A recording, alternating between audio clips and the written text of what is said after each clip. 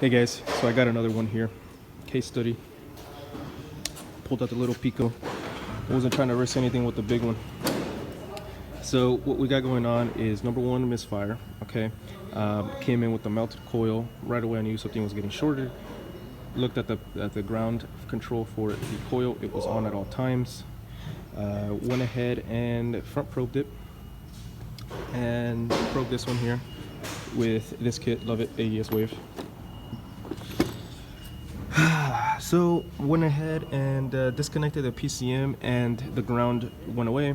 I disconnected the PCM, put my front probe here, put my probe over there, and as we could see, and then I went over there. There's no resistance, no weird things, right? Then I went ahead and let this one on, and then put my one lead here and one lead here from my voltmeter.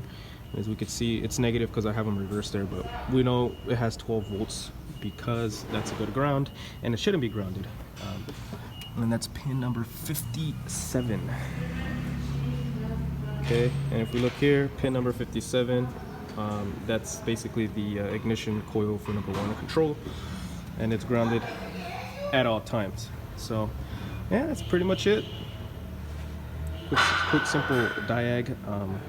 And you know, customers were breaking their head over it, swapping coils and plugs and everything, and when it was simply just a bad computer.